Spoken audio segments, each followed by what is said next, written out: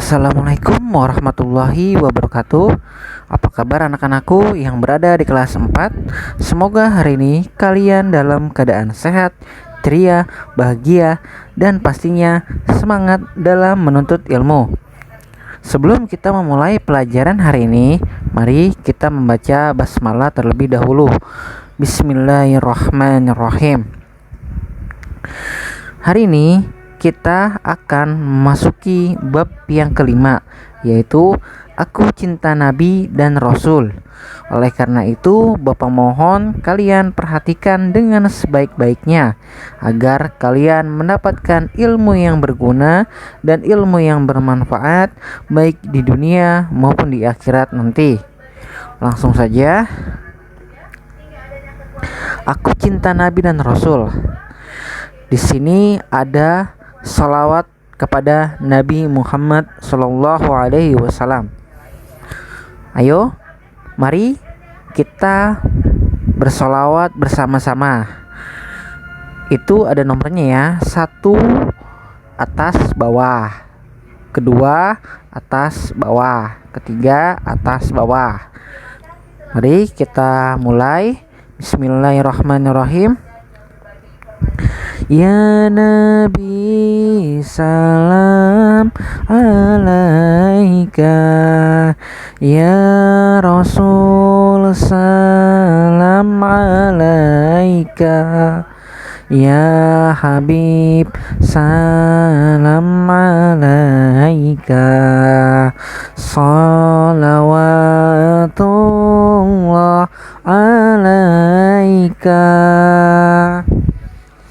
Asraqal badru alaina, faktafat minhul buduru, mislahu husnik mara'aina,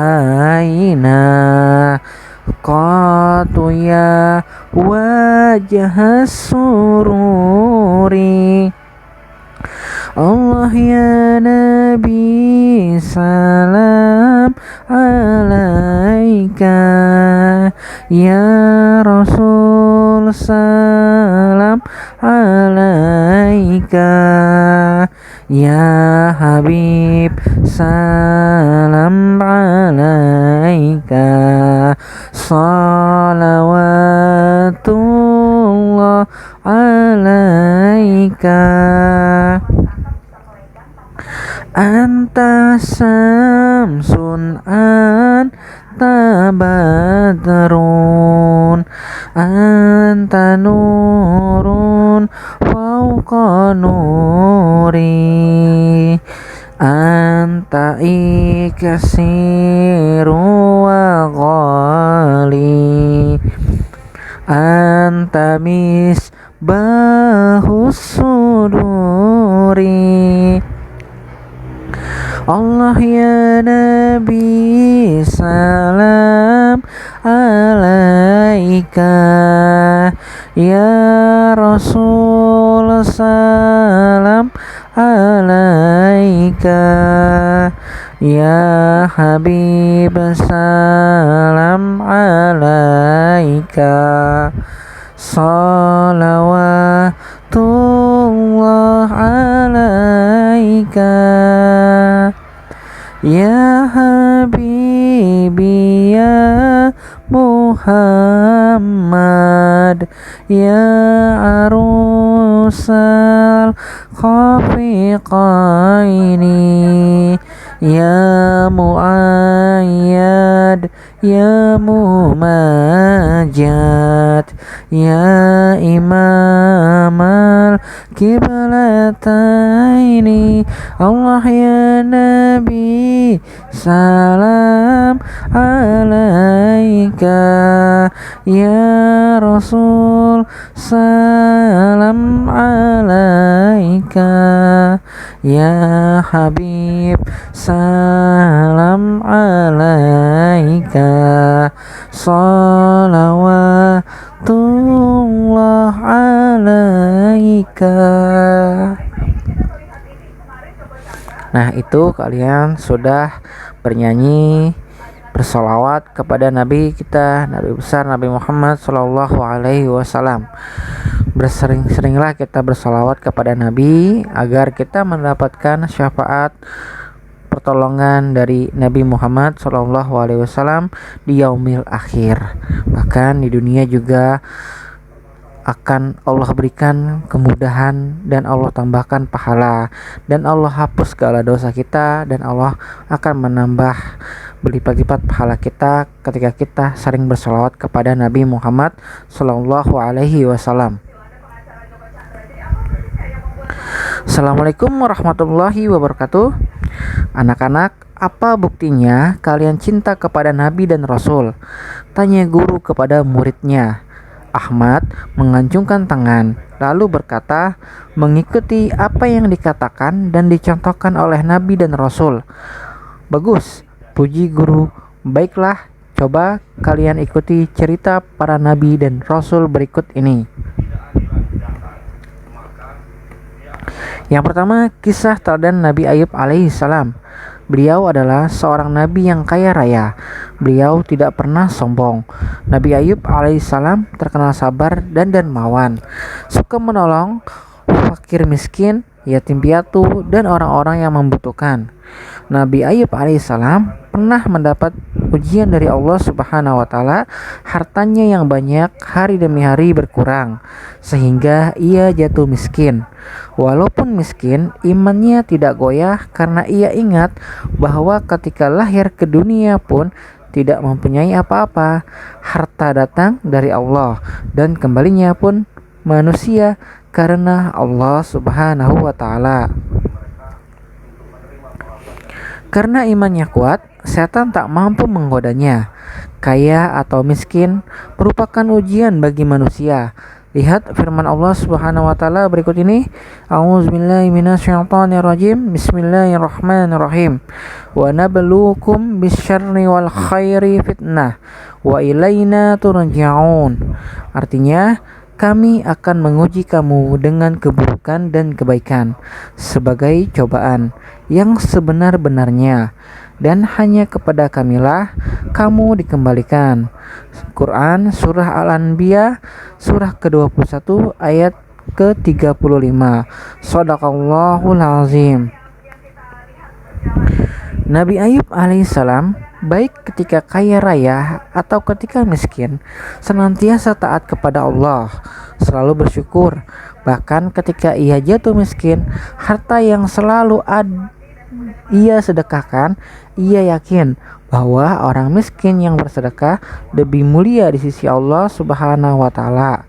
Sebaliknya, orang kaya yang kikir adalah orang yang paling hina di sisi Allah Subhanahu wa taala.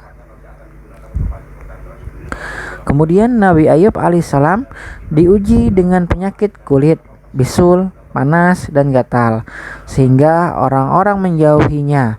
Bahkan mereka membuang Nabi Ayub alaihissalam ke padang pasir yang jauh dari keramaian penduduk karena takut tertular penyakit. Setelah itu putra-putrinya meninggal dunia. Sekalipun musibah silih berganti, tetapi tidak membuat dirinya lupa beribadah dan memuji Allah Subhanahu wa taala. Nabi Ayub alaihissalam berdoa kepada Allah Subhanahu wa taala agar penyakitnya itu lekas sembuh. Doa Nabi Ayub alaihissalam dikabulkan Allah Subhanahu wa taala. Firman Allah Subhanahu wa taala adalah Quran Surah Al-Anbiya Surah ke-21 ayat ke-28 yang artinya, maka kami kabulkan doanya. Doanya siapa? Doanya Nabi Ayub alaihissalam. Lalu kami lenyapkan penyakit yang ada padanya dan kami kembalikan keluarganya kepadanya. Kita lanjut kepada kisah teladan Nabi Musa alaihissalam. Nabi Musa alaihissalam lahir di zaman Raja Fir'aun. Di masa itu Fir'aun memerintahkan setiap bayi-bayi laki-laki yang lahir harus dibunuh karena pengaruh mimpinya. Menurut ahli nujumnya, atau di sini kita lihat mimpi Raja Fir'aun menandakan akan lahir seorang bayi laki-laki dari Bani Israel yang kelak akan membinasakan kekuasaannya. Raja Fir'aun terkenal sombong dan mengaku dirinya sebagai Tuhan. Allah Subhanahu wa taala melindungi Nabi Musa alaihissalam dengan menurunkan ilham kepada ibu Musa alaihissalam agar anaknya Nabi Musa alaihissalam dimasukkan ke dalam peti kemudian dihanyutkan ke dalam sungai Nil. Allah Subhanahu wa taala melindungi Nabi Musa alaihissalam dengan menurunkan ilham kepada ibu Musa agar anaknya Nabi Musa dimasukkan ke dalam peti kemudian dihanyutkan ke dalam sungai Nil. Bayi Musa pun diselamatkan oleh seorang wanita bernama Aisyah atau istri Fir'aun. Melihat anak itu, Fir'aun marah.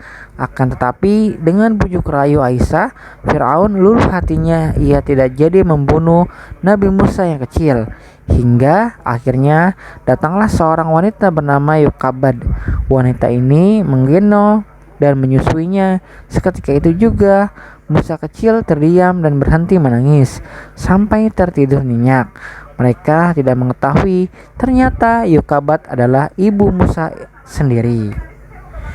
Doa Nabi Musa alaihissalam, ya Tuhanku yang maha kuasa, yang maha pengasih, lagi maha penyayang, bebaskanlah aku dari cengkraman kaum Fir'aun yang aniaya. Nabi Musa alaihissalam telah diberi Tuhan mukjizat, yaitu tongkat yang dapat dijadikan ular. Tangan Musa alaihissalam dapat mengeluarkan cahaya dan menjadi pelindung baginya dari ketakutan. Kedua, mukjizat inilah yang dijadikan Nabi Musa alaihissalam untuk melawan Fir'aun bersama tukang sihirnya. Di hari perjumpaan itu, tukang sihir Fir'aun berkata, "Ya Musa, lemparkanlah tongkatmu lebih dahulu, atau kami yang akan memulai lebih dahulu." Sahut Nabi Musa alaihissalam, "Katakanlah kamulah lebih dahulu." Lalu tukang sihir Fir'aun melemparkan tali-tali dan tongkatnya yang kemudian berubah menjadi ular, menjadi menjalar mengelilingi Nabi Musa alaihissalam. Nabi Musa alaihissalam dan pengikutnya terus berlari mengikuti jalan panjang yang telah terbentang menuju seberang. Di kejauhan terlihat Fir'aun dan bala tentaranya terus saja mengejar Nabi Musa alaihissalam. Akhirnya Nabi Musa alaihissalam sampai di seberang dengan selamat. Sementara Fir'aun dan tentaranya masih berada di pertengahan jalan. Di saat itulah Allah Subhanahu wa taala mengembalikan laut dan merah seperti semula. Fir'aun dan tentaranya pun ditelan oleh air laut. Kemudian demikianlah pembalasan dari Allah Subhanahu wa taala terhadap orang yang durhaka kepada Allah Subhanahu wa taala. Kisah teladan Nabi Harun alaihissalam. Nabi Harun alaihissalam adalah kakak kandung Nabi Musa alaihissalam. Tutur katanya fasih, perilakunya santun, dan kesetiaannya kepada Nabi Musa alaihissalam sangat besar. Nabi Harun alaihissalam selalu mendampingi Nabi Musa alaihissalam ketika menemui Fir'aun. Nabi Musa alaihissalam dan Nabi Harun alaihissalam selalu membela orang yang tertindas. Kaum Bani Israel yang tertindas berhasil mereka selamatkan. Nabi Musa alaihissalam meninggalkan Bani Israel selama 40 hari untuk menemui Tuhan di puncak Gunung Sinai. Nabi Harun alaihissalam diserahi menjaga kaumnya. Akan tetapi setelah Musa alaihissalam kembali, ia melihat kaumnya menyembah berhala. Nabi Musa alaihissalam pun marah. Ia bergegas menemui kakaknya Harun alaihissalam. Lalu ia memegang dan menarik rambut kepala saudaranya. Harun berkata, "Wahai anak ibuku, kaum ini telah menghadapku lemah dan hampir saja membunuhku. Janganlah engkau permalukan aku di depan orang-orang, dan jangan engkau jadikan aku sebagai orang yang zalim." Nabi Musa alaihissalam sadar dan merasa bersalah, lalu berdoa kepada Allah. Doanya seperti ini. A'udzubillahi minasyaitonirrajim. Bismillahirrahmanirrahim. Qala rabbi ighfirli wa li akhi wa adkhilna fi rahmatik wa anta arhamur rahimin. Artinya, Ya Tuhanku, ampunilah aku dan saudaraku, dan masukkanlah kami ke dalam rahmat Engkau, dan Engkau adalah Maha Penyayang dari semua penyayang. Quran Surah Al-A'raf Surah ke-7 ayat 151. Kisah teladan Nabi Zulkifli alaihissalam. Nabi Zulkifli alaihissalam nama aslinya adalah Basyar. Nama Zulkifli didapatkan ketika seorang raja bernama Ilyasa atau Nabi Ilyasa mengumpulkan rakyatnya. Raja itu bertanya, siapa yang sanggup berlaku sabar jika siang berpuasa dan jika malam beribadah, maka ia akan diangkat menjadi raja. Tak seorang pun berani menyatakan kesanggupannya. Akhirnya anak muda bernama Basyar mengacungkan tangan dan berkata, saya sanggup Tuhanku. Sejak saat itulah ia dipanggil Zulkifli, yang artinya sanggup. Nabi Zulkifli alaihissalam adalah putra Nabi Ayub alaihissalam. Seperti ayahnya, ia juga mempunyai sifat yang sabar dan teguh serta taat beribadah.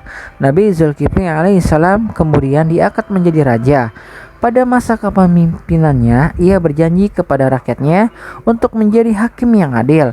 Di waktu malam ia beribadah, dan di waktu siang ia berpuasa. Ia melakukan sholat 100 kali dalam sehari. Tidurnya di waktu malam hanya sebentar. Sungguh luar biasa bagaimana perjuangan kisah para rasul dan para nabi ciptaan Allah Subhanahu wa taala. Mereka mengorbankan waktunya, tenaganya, pikirannya hanya untuk bisa menyebarkan ajaran agama Islam. Subhanallah. Kita lanjut, di sini ada soal latihan 1 sampai 6. Seperti biasa, silakan kalian mengerjakan soal ini di buku tulis agamanya. Soalnya ditulis seperti biasa. Jika sudah selesai, boleh kirimkan langsung ke Bapak. Mungkin pertemuan kita yang singkat ini sampai di sini terlebih dahulu. Bapak mohon maaf apabila ada kekurangan ataupun kesalahan dalam pelajaran hari ini. Billahi taufik wal hidayah. Wassalamualaikum warahmatullahi wabarakatuh.